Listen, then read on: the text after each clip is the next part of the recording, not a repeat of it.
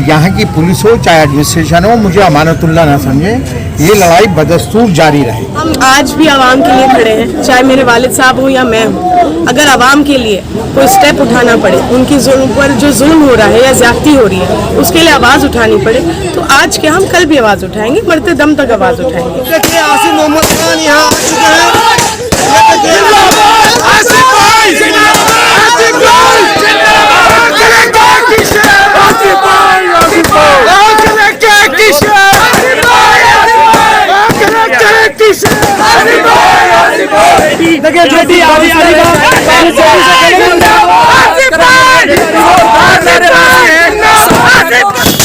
दोस्तों, मैं अभी आसिफ मोहम्मद खान के घर के पास हूँ। आवाज़ आप सुन रहे हैं।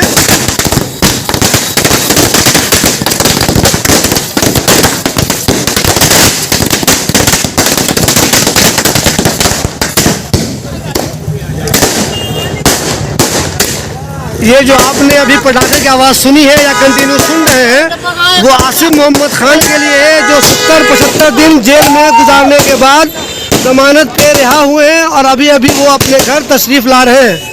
उसी के लिए ये उनके इस्तकबाल के लिए ये सारा कुछ हो रहा है। देखिए उनके चाहने वाले उनको रिसीव करने के लिए आ गए हैं। ये देखिए आसिफ मोहम्मद खान यहाँ आ चुके हैं।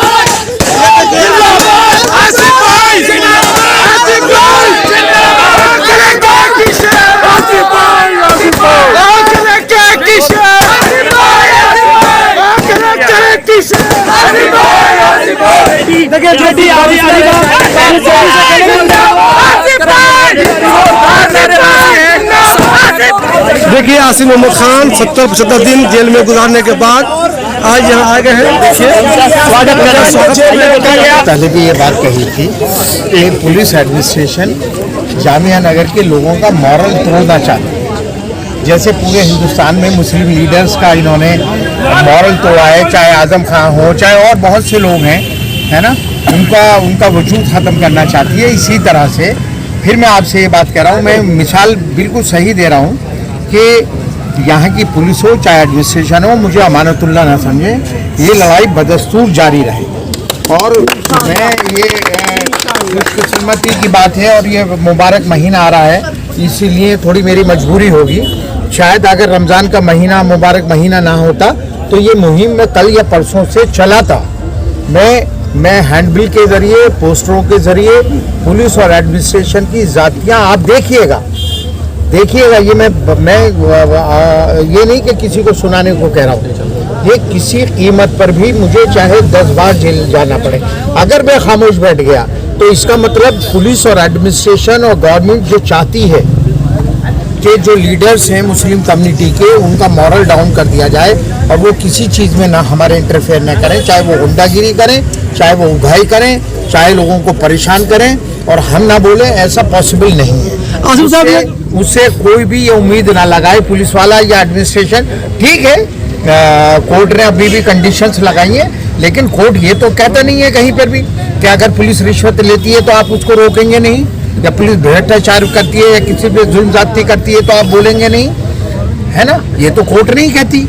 तो अगर ये पुलिस हमारे किसी भी यहाँ के मुकामी, बात ये नहीं है कि वो हमारा वर्कर है या नहीं है, जो भी यहाँ का रेजिडेंट है, हमारी का तकरीबन मैं जामिया नगर के लोगों को कहता हूँ, किसी कीमत पर भी मैं बर्दाश्त नहीं करूँगा।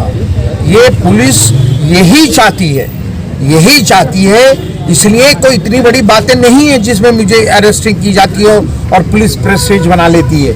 इससे पहले भी आपने देखा होगा कितने वाक़े हुए, लेकिन उनका वाहिद एक मकसद है कि उनकी उगाही जारी रहे, पुलिस की, एडमिनिस्ट्रेशन की ज़ातियाँ जारी रहें और मुस्लिम लीडर्स जो हैं वो तमाशबीन बन के देखते रहें या घरों में बैठ जाएं या वो चूड़ियाँ पहन लें। कोई भी पुलिस एडमिनिस्ट्रेशन क्या हो, चाहे किसी और डिपार्टमेंट का हो, मुझसे ये उम्मीद ना लगाए कि मैं पब्लिक के खिलाफ उनकी ज़ातियाँ बर्दाश्त करूँगा, किसी कीमत पर भी नहीं। आसिफ, पहले एक हमारी कमी रही है कि हम स्ट्रेट फॉरवर्डली सड़कों पर लड़ाई लड़ते थे, सड़कों पर लड़ाई जारी रहेगी। उसके अलावा भी इनकी पोल खोल प्रोग्राम भी चलेंगे, चाहे हैंडबिलों के जरिए हो, चाहे पोस्टरों के जरिए हो, या किसी भी और कोई भी मीडिया का जरिया हो, और जहां लिखत पढ़त की जरूरत पड़ेगी वो भी करेंगे। मैं फिर ये बात कह रहा हूँ, मैं किसी को कम नहीं आंक रहा हूँ, लेकिन मैं ये बात कहना चाह रहा हूँ कि पुलिस शायद मुझे दूसरा अमानतुल्लाह बनाना चाहती है कि मैं किसी मामले में ना बोलूँ। मैं रमज़ान में ये लड़ाई लड़ूंगा तो शायद यहाँ के मुकामी लोग भी उस चीज़ को पसंद नहीं करेंगे, क्योंकि इबादत का महीना है।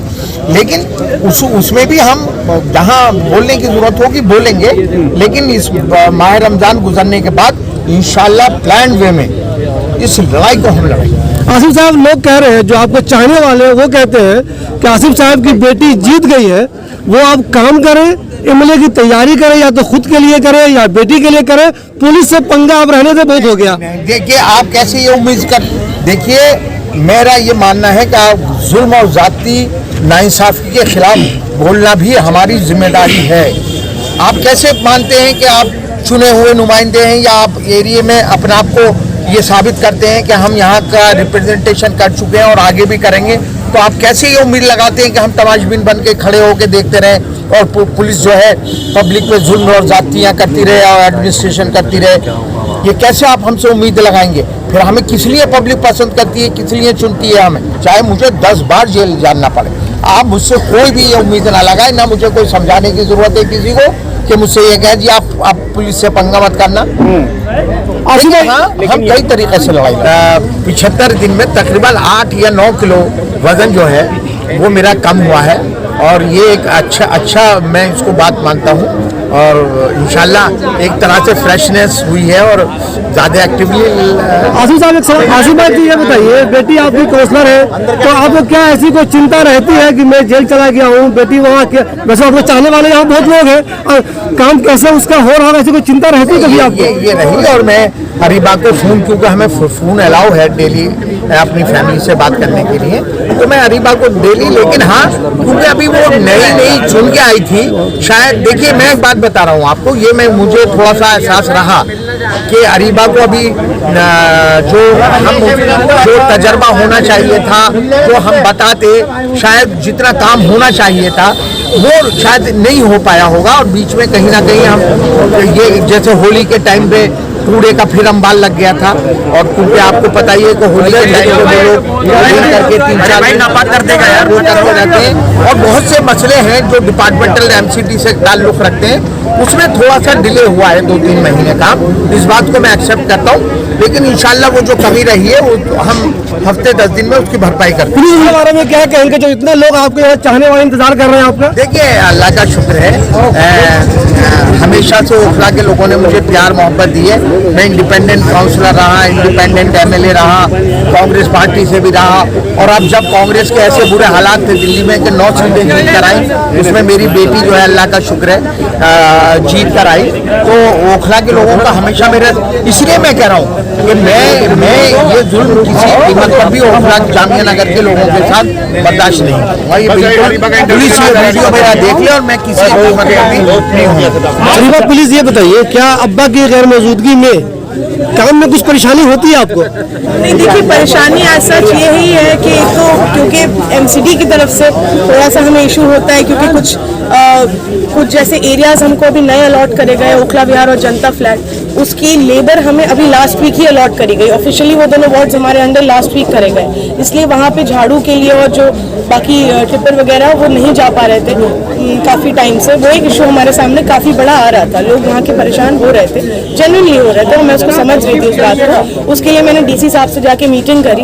और उनसे ये बात रखी कि इस तरह, क्योंकि रमज़ान का महीना है, हम अफोर्ड नहीं कर सकते किसी भी तरह की कमी हो किसी भी काम में, तो मेरी उनसे मीटिंग भी हुई इसी रिगार्डिंग, और इंशाल्लाह उसको हमने करवा दिया। क्या आप अपने अब्बा से रिक्वेस्ट करेंगे कि प्लीज आप बार बार पुलिस से पंगा मत लीजिए, हम लोगों को भी दिक्कत हो जाती है? देखिए, अगर हम आज भी आवाम के लिए खड़े हैं, चाहे मेरे वालिद साहब हों या मैं हूँ, अगर आवाम के लिए कोई स्टेप उठाना पड़े, उनकी पर जो जुल्म हो रहा है या ज्यादती हो रही है उसके लिए आवाज़ उठानी पड़े, तो आज क्या हम कल भी आवाज़ उठाएंगे, मरते दम तक आवाज़ उठाएंगे। उसके जो भी रेपरकशंस होंगे उनको भी हम डील करेंगे, लेकिन हम यहाँ के लोगों के साथ ज्यादती नहीं होने देंगे किसी भी हाल पे।